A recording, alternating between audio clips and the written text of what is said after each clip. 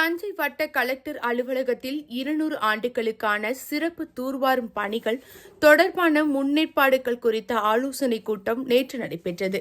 இதற்கு கலெக்டர் பிரியங்கா பங்கஜன் தலைமை தாங்கினார். கூட்டத்தில் மாவட்ட வருவாய் அலுவலர் தியாகராஜன், நீர்வள ஆதாரத்துறை செயற்பொறியாளர்கள் இளங்கோ ஆனந்தன், வேல்முருகன், அம்மம் பெருமாள், வேளாண் பொறியியல் துறை செயற்பொறியாளர் செல்லக்கண்ணு மற்றும் அதிகாரிகள் கலந்து கொண்டனர்.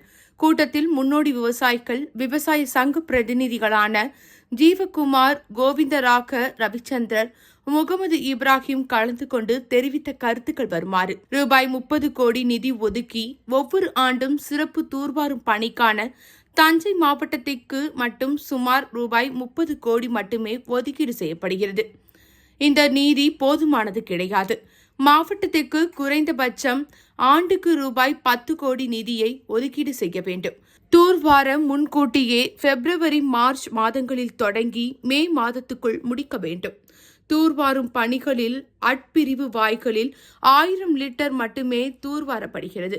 இதை மாற்றி வாய்க்காலில் முழுமையும் தூர்வார, அதேபோல் வாய்க்கால்களையும் முழுமையாக தூர்வார வேண்டும்.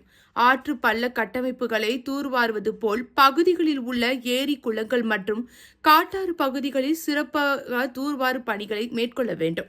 இதை கேட்டறிந்த கலெக்டர் பிரியங்கா பங்கஜம், சிறப்பு தூர்வாரும் பணிக்கு விவசாயிகளிடம் கருத்துக்களை கேட்டு அதனை அரசுக்கு அனுப்பி பணி தொடங்கப்படும் என தெரிவித்தார்.